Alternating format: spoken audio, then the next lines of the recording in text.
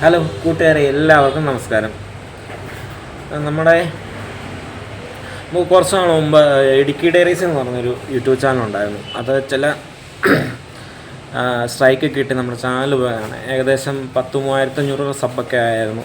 Monetisation ആകാറായ stage ആയപ്പോഴാണ് ഒരു 2-3 video strike കിട്ടി നമ്മുടെ ചാനൽ പോകുന്നത്.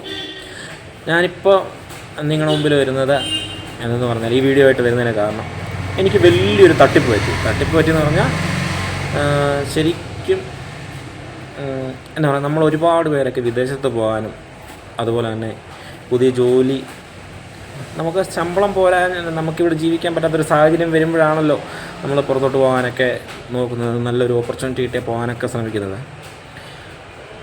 അപ്പം എനിക്ക് വലിയൊരു തട്ടിപ്പ് പറ്റി. ഒരു ഏകദേശം 3 ലക്ഷം രൂപയോളം എന്നെ പറ്റിച്ചുകൊണ്ട് പോയി. മോഹന വാഗ്ദാനങ്ങളൊക്കെ തന്നു. ശരിക്കും പറഞ്ഞാൽ കഥ ഞാൻ പറഞ്ഞുതരാം. നിങ്ങൾക്ക് ആർക്കെങ്കിലും, ഒരുപാട് പേരുണ്ടാകും വിദേശത്ത് ജോലി അന്വേഷിച്ച് നടക്കുന്നവർ.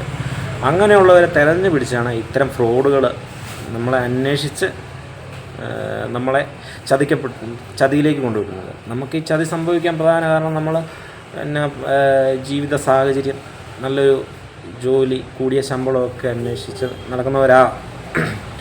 ആ ദൗർലഭ്യം മനസ്സിലാക്കി, അല്ലെങ്കിൽ ആ ദൗർബല്യം മനസ്സിലാക്കി നമ്മളെ ചതിക്കാൻ വേണ്ടി ഒരുപാട് പേര് തക്കം പാർത്തിരിപ്പുണ്ട്. ശരിക്കും പറഞ്ഞാൽ എനിക്ക് നമ്മുടെ ഒരു കസിൻ വഴിയാണ് ഏകദേശം ഡിസംബർ ലാസ്റ്റ് പുറത്തേക്കൊരു ഓപ്പർച്യൂണിറ്റി വരുന്നു. അപ്പം അവർക്ക് ആളെ അറിയാം എന്നുള്ള രീതിയിലാണ് പരിചയപ്പെടുത്തിയത്. നമ്മുടെ കസിനാണ്, അപ്പോൾ ആളെ അറിയാം. വേറൊന്നും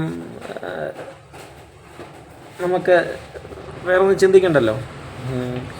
അപ്പോൾ ശരിക്കും പറഞ്ഞാൽ ഒരുപാട് കടങ്ങളും ബാധ്യതകളും കാര്യങ്ങളൊക്കെ ഉണ്ടായിരുന്നു. അപ്പം അതെല്ലാം തീർക്കാം. പുതിയ ഒരുപാട് സ്വപ്നങ്ങൾ ആ ദിവസങ്ങളിൽ ഞാൻ കണ്ടു. വേഗത്തിൽ എൻ്റെ പാസ്പോർട്ടിൻ്റെ കാലാവധിയൊക്കെ കഴിഞ്ഞായിരുന്നു. അപ്പം പാസ്പോർട്ടിൻ്റെ പുതുക്കി.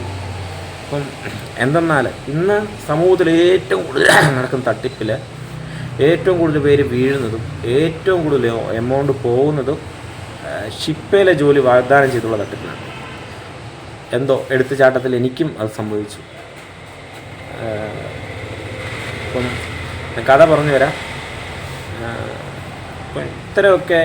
ഇത്തരം ഒരു ഫ്രോഡുകൾ നമ്മളെ സമീപിച്ചാൽ, അല്ലെങ്കിൽ വിദേശത്തെ ജോലികൾ വാഗ്ദാനം ചെയ്ത് നമ്മളടുത്ത് വന്നാൽ, നിങ്ങൾ ആദ്യം ചെയ്യേണ്ടത്, നമുക്ക് ഓഫർ ലെറ്റർ, അതുപോലെ തന്നെ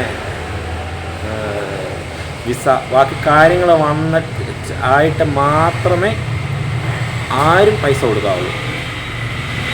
അല്ലെങ്കിൽ മുൻകൂർ പൈസ ആവശ്യപ്പെട്ടാൽ എഗ്രിമെൻ്റ്, അങ്ങനെയുള്ള കാര്യങ്ങളൊക്കെ ചെയ്തിട്ടേ കൊടുക്കാവുള്ളൂ. ഇതിപ്പോൾ എനിക്ക് സംഭവിച്ചതെന്ന് പറയാൻ, നമ്മുടെ കസിന് നമ്മളെ കൊണ്ടുപോകാമെന്ന് പറഞ്ഞ ആളുടെ നമ്പർ തരുന്നു. ഞാൻ എൻ്റെ വൈഫിൻ്റെ ആങ്ങളെ ഇതിനകത്ത് ഉൾപ്പെടുത്തുന്നു, വേറെ 2 പേര്. അങ്ങനെ ഞങ്ങളോട് ഈ നമ്പർ വിളിച്ചപ്പോൾ ഞങ്ങളോട് പറഞ്ഞത്, കരീബിയൻ ക്രൂയിസ് ഷിപ്പിൽ വേക്കൻസികളുണ്ട്. അതായത് ഫ്രണ്ട് ഓഫീസിലേക്ക് സ്റ്റോർ കീപ്പേഴ്സ് എന്നീ വേക്കൻസികളാണ് ഉള്ളതെന്നാണ് ഞങ്ങളോട് പറയുന്നത്. പറഞ്ഞു, അതായത് പുള്ളി ആ ഷിപ്പിലെ സെക്കൻഡ് ഓഫീസറാണ്. സെക്കൻഡ് ഓഫീസർ ആയതുകൊണ്ട് ഒരു 10 പേരെയോളം റിക്രൂട്ട് ചെയ്തുകൊണ്ട് പോകാം. ഒരു 18 വർഷത്തെ എക്സ്പീരിയൻസ് പുള്ളിക്കുണ്ട്. അപ്പം മറ്റ് പ്രശ്നങ്ങളൊന്നുമില്ല. അപ്പോൾ സ്വാഭാവികമായിട്ടും നമുക്ക് തോന്നും, ഷിപ്പിൽ ജോലി ചെയ്യണമെങ്കിൽ നമുക്ക് എന്തെങ്കിലും ഒരു ട്രേഡ് അറിഞ്ഞിരിക്കണം, അല്ലെങ്കിൽ CDC STCW സർട്ടിഫിക്കറ്റുകളൊക്കെ വേണം. അപ്പം ഞാൻ ചോദിച്ചു, ഇതിൻ്റെ കാര്യം ചോദിച്ചു. പറഞ്ഞു, അത് കമ്പനി സെക്കൻഡ് ഓഫീസർ ആയതുകൊണ്ട് അത് നിങ്ങൾക്ക് എടുത്തു കൊടുക്കാം. അപ്പം നമ്മളിതിനെക്കുറിച്ച് കൂടുതലൊന്നും ചിന്തിക്കുന്നില്ല, ഇതിനെക്കുറിച്ച് കൂടുതൽ അറിവുകളുമില്ല. ഇതിനായിട്ട് നിങ്ങൾക്ക് വേണ്ട ചിലവ്, ഫ്രണ്ട് ഓഫീസിലേക്കാണെങ്കിൽ 2.5 ലക്ഷം രൂപയും, സ്റ്റോർ കീപ്പറായിട്ടാണെങ്കിൽ 1,60,000 രൂപയും നിങ്ങൾ ഇട്ട് തരണമെന്ന് പറഞ്ഞ് കമ്പനിയിലെ ഉദ്യോഗസ്ഥനാണ് പൈസ ഇട്ട് കൊടുക്കേണ്ടത്. ആ അക്കൗണ്ട് നമ്പരും നമുക്ക് തന്നു. അപ്പം എനിക്കിതിനകത്ത് ചെറിയൊരു പന്തികേട് തോന്നി. ഞാൻ ഇങ്ങനെ കാര്യങ്ങളൊക്കെ ചോദിച്ചപ്പോഴത്തേക്കും യാദൃശ്യവശാൽ എൻ്റെ വൈഫിന് ഈ കക്ഷിയുടെ നമ്പർ കിട്ടുകയും കോണ്ടാക്റ്റ് ചെയ്യുകയും ചെയ്ത്, എന്നിട്ട് എന്താ പറയുക, ഞാനിത് അവോയ്ഡ് ചെയ്ത് വിട്ടു. വിട്ടപ്പോഴത്തേക്കും പുള്ളിക്കാരെ സമ്മർദ്ദത്തിലാക്കും. കൂടുതൽ ഓപ്പർച്യൂണിറ്റി കിട്ടിയിട്ട് അവന് പോകാൻ താല്പര്യമില്ല. അതുപോലെ വൈഫിൻ്റെ ഫാമിലിയെ വിളിച്ചു, അവരോട് സംസാരിക്കുകയും എല്ലാം ചെയ്ത് നമ്മളെന്തോ വലിയ തെറ്റ് ചെയ്യുന്ന പോലെ അവരുടെ മുമ്പിലായി. എന്തായാലും ആട്ടെ എന്ന് പ്രാർത്ഥിച്ചുകൊണ്ട് ഉള്ള നമ്മുടെ ബന്ധുക്കാരോടൊക്കെ ആണെങ്കിലും അല്ലെങ്കിൽ വെറുതെ സുഹൃത്തുക്കളോടാണെങ്കിലും കുറച്ച് പൈസ സംഘടിപ്പിച്ച് ഉണ്ടായിരുന്ന സ്വർണ്ണമൊക്കെ പണയം വെച്ച് നമ്മൾ 2.5 ലക്ഷം രൂപ ഒടുങ്ങാനായിട്ട് ഇവന് കൊടുത്തു. അപ്പം ഇവൻ പറഞ്ഞത് ഇതെല്ലാം ശരിയായി കഴിഞ്ഞ് ജനുവരി 1 ന്യൂ ഇയർ ട്രിപ്പിൽ നമ്മൾ സിംഗപ്പൂരിന് പോകണം. സിംഗപ്പൂരിൽ നിന്നാണ് ട്രിപ്പ്. ക്ഷമിക്കണം, ചുമയുണ്ട്. സിംഗപ്പൂരിൽ നിന്നാണ് ട്രിപ്പ്. അത് ഏതെങ്കിലും ആഫ്രിക്കൻ കൺട്രീസിലേക്കായിരിക്കും. ഫെസ്റ്റിവൽ സീസണുകളൊക്കെ ആശ്രയിച്ചുള്ള ഈ ട്രിപ്പായിരിക്കും എന്ന് പറഞ്ഞു. ഇദ്ദേഹം പറഞ്ഞ ശമ്പളം എന്ന് പറഞ്ഞാൽ ഫ്രണ്ട് ഓഫീസിൽ ജോലി ചെയ്യുന്ന ആൾക്ക് 2,40,000 രൂപ മേളിൽ സമ്പാദിക്കാൻ പറ്റും. ഓവർ ടൈം ഡ്യൂട്ടി ചെയ്ത് സമ്പാദിക്കാൻ പറ്റും. ഫ്രണ്ട് ഓഫീസിൽ ജോലി ചെയ്യുന്നവർക്ക് 1,50,000 രൂപ വരെ ശമ്പളം കിട്ടും എന്ന് പറഞ്ഞു. നമ്മൾ നോക്കുമ്പോൾ നമ്മുടെ ഇപ്പോഴത്തെ സാഹചര്യം വെച്ച് ബെറ്റർ ഒരു ശമ്പളമാണ്. അപ്പോൾ അതൊക്കെ കിട്ടി. അപ്പം എന്ത് സംസാരത്തിൽ ഭയങ്കര ജെനുവിനായിട്ട് തോന്നും കേട്ടോ. എനിക്കിതിനകത്ത് പറ്റിപ്പോയെന്ന് പറഞ്ഞാൽ നമ്മുടെ കസിൻ അറിയാമല്ലോ. അപ്പം ഈ പുള്ളിയുടെ ഫോൺ നമ്പറില്ല, ഫോൺ നമ്പർ മാത്രമേ ഉള്ളൂ, വേറെ അഡ്രസ്സൊന്നുമില്ല. കൊല്ലം പട്ടാഴി സ്വദേശിയാണെന്നാണ് പറഞ്ഞാണ് നമ്മളെ പരിചയപ്പെടുത്തുന്നത്. ഇപ്പോൾ ചെന്നൈയിലാണ്. നമ്മുടെ കസിന് അറിയാം എന്നുള്ള വിശ്വാസം നമുക്കുള്ളതുകൊണ്ട് പുള്ളി തന്ന അക്കൗണ്ട് നമ്പറിലേക്ക് നമ്മൾ പൈസ ഇട്ട് കൊടുക്കുക. ജനുവരി ആദ്യം പോകാമെന്ന് പറഞ്ഞു, നടന്നില്ല. അപ്പം കുറച്ച് ദിവസങ്ങൾക്ക് ശേഷം എന്നോട് വിളിച്ചിട്ട് പറഞ്ഞു, ഞാൻ പറഞ്ഞല്ലോ എൻ്റെ വൈഫിൻ്റെ അച്ഛൻ്റെ അനിയൻ്റെ മോനും ഇതിനകത്തുണ്ട്. അപ്പം ഞാൻ ഈ സംശയങ്ങൾ ചോദിക്കാൻ തുടങ്ങിയതിന് ശേഷം പുള്ളി എന്നെ കോണ്ടാക്ട് ചെയ്യത്തില്ല. അപ്പോൾ ഇവനെയും ബാക്കിയുള്ള 3 പേരെയും കോണ്ടാക്ട് ചെയ്ത് തെറ്റിദ്ധരിപ്പിച്ചുകൊണ്ടിരുന്നു. അങ്ങനെ ജനുവരി ഫെബ്രുവരി 1 കൂടി മെഡിക്കൽ എടുക്കാൻ പോകണമെന്ന് പറഞ്ഞു. അങ്ങനെ ഞങ്ങൾ മെഡിക്കൽ എടുക്കാൻ പോകാൻ തീരുമാനിക്കുകയും എന്നോട് എറണാകുളം പോയി എടുത്തേച്ചാൽ മതി, ഷിപ്പിലോട്ടാണെന്ന് പറയണ്ട എന്ന് പറഞ്ഞ് എന്നെ എറണാകുളം പറഞ്ഞു വിടാൻ തോന്നി. എനിക്കിതിനകത്തൊരു ചതി മുടക്കി.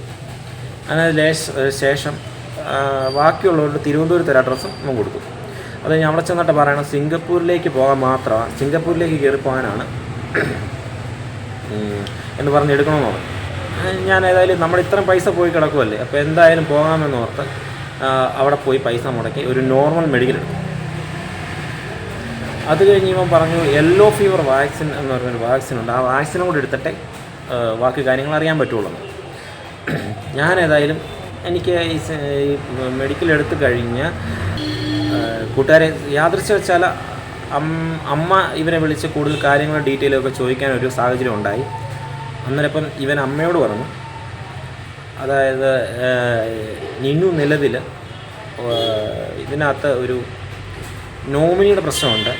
അപ്പോൾ ഈ നോമിനിയുടെ പ്രശ്നം എന്ന് പറഞ്ഞാൽ എല്ലാവരും ബാക്കിയുള്ള 3 പേരും ഇതിനകത്ത് നോമിനിയായിട്ട് വെച്ചിരിക്കുന്നത് സ്വന്തം അമ്മയുടെയാണ്, നിന്നു മാത്രം വൈഫിൻ്റെ പേരാണ് വെച്ചിരിക്കുന്നത്. അപ്പോൾ ഇന്നത്തെ സാഹചര്യമല്ലേ, എല്ലാവരും ഇങ്ങനെ ചിന്തിക്കും. അപ്പോൾ പറഞ്ഞു അമ്മയുടെ പേരും കൂടെ വെക്കണം, അതിനൊരു 30,000 രൂപ വേണം, നിന്നു അറിയരുതെന്ന് പറഞ്ഞു. ഭയങ്കരമായിട്ട് ബ്രെയിൻ വാഷ് ചെയ്തെടുത്തു. അപ്പോൾ അമ്മ ഇത് എൻ്റെ കൊച്ചിനെ രക്ഷപ്പെടാനുള്ളൊരു മാർഗ്ഗമല്ലേ. അപ്പം അങ്ങനെ ചിന്തിച്ച അമ്മ അനിയൻ വഴി ഒരു 30,000 രൂപ കൂടെ ഇട്ടു കൊടുത്തു. അപ്പോൾ എനിക്ക് അത് കഴിഞ്ഞ് ഈ മെഡിക്കലിന് പോയിട്ട് വന്നു കഴിഞ്ഞപ്പോഴത്തേക്കാണ് ഇത് ഞാൻ അറിയുന്നത്. ഞാനിത് വിളിച്ച് ചോദിച്ചു. അത് വിളിച്ച് ചോദിച്ചത് ശേഷം ഇവൻ അമ്മയെ ഫോൺ വിളിച്ച് ചീത്ത വിളിക്കുകയും തെറി വിളിക്കുകയൊക്കെ ചെയ്തു. പിന്നെ ഒരു കോണ്ടാക്ട്സും ഇല്ല. ബാക്കിയുള്ള 3 പേരെ കൊണ്ടുപോകും. ഞാൻ പറഞ്ഞു ഞാൻ പോകുന്നില്ല, എൻ്റെ പൈസ തിരിച്ചു തന്നേക്കാൻ പറഞ്ഞു. ബാക്കിയുള്ള 3 പേരെ കൊണ്ടുപോകുമെന്ന് പറഞ്ഞാൽ ഇപ്പം ജനുവരി ഫെബ്രുവരി മാർച്ച് ഏപ്രിൽ മെയ് ജൂൺ ഇത്ര നാളായിട്ടും അവരെ കൊണ്ടുപോവുകയോ ഒന്നും ചെയ്തിട്ടില്ല. അവരുടെയും ഏകദേശം ഞങ്ങളെല്ലാവരുടെയും കൂടെ ഏകദേശം ഒരു 10 ലക്ഷം രൂപയോളം നഷ്ടപ്പെട്ടിട്ടുണ്ട്. ഞാനിപ്പോൾ ഇത് പറയാനുള്ള സാഹചര്യം നമുക്ക് എന്താണേലും അബദ്ധം പറ്റി, ഇത് മറ്റൊരാൾക്ക് സംഭവിക്കാതിരിക്കാൻ വേണ്ടിയാണ് ഇത് പറയുന്നത്. ദയവ് ചെയ്ത് ഇതുപോലുള്ള തട്ടിപ്പുവീരന്മാരെ നമ്മുടെ സമൂഹത്തിൽ ഒരുപാടുണ്ട്. അതുകൊണ്ട് വിദേശത്തേക്ക് ജോലി എന്ന് പറഞ്ഞ് വരുന്ന പരസ്യങ്ങളിലോ കൃത്യമായ കാര്യങ്ങൾ അന്വേഷിച്ചിട്ട് മാത്രമേ ആരാണേലും സാമ്പത്തികമായിട്ടുള്ള ഇടപാടുകളിൽ ഏർപ്പെടാറുള്ളൂ. എന്തായാലും എനിക്ക് നഷ്ടപ്പെടാനുള്ള നഷ്ടപ്പെട്ടു. ദൈവം പ്രവർത്തിക്കുമെന്നാണ് എൻ്റെ വിശ്വാസം. അതുവഴി നമുക്ക് പൈസ തിരിച്ച് കിട്ടും എന്ന് തന്നെയാണ് എൻ്റെ വിശ്വാസം. നമ്മളാരെയും ചതിച്ചിട്ടില്ല, വഞ്ചിച്ചിട്ടുമില്ല. നമുക്ക് അബദ്ധം പറ്റിപ്പോയി. നിങ്ങൾക്ക് ആർക്കും ഇത് വരാതിരിക്കട്ടെ. ഇതുപോലുള്ള ഫ്രോഡുകൾ എന്നെ സമീപിച്ച പോലെ നിങ്ങളെ ഓരോരുത്തരും സമീപിക്കാൻ സാഹചര്യങ്ങളുണ്ട്. അതുകൊണ്ട് എല്ലാവരും ഇതുപോലുള്ള തട്ടിപ്പുകാരന്മാരെ അവരുടെ കയ്യിൽ പെടാതിരിക്കട്ടെ എന്ന് മാത്രമേ എനിക്ക് പറയാനുള്ളൂ. അപ്പോൾ ഇതേ ഒരു സാഹചര്യം മറ്റൊരാൾക്ക് വരരുത് എന്നുള്ള ഉദ്ദേശത്തോടാണ് ഞാൻ ഈ വീഡിയോ ചെയ്തത്. അപ്പോൾ എന്നെ ഈ വീഡിയോ കണ്ടവർക്ക് ഏകദേശം കാര്യങ്ങൾ മനസ്സിലായിട്ടുണ്ടായിരിക്കുമല്ലോ. അപ്പം പുതിയൊരു വീഡിയോ ആയിട്ട് വീണ്ടും വരും. ടാറ്റ.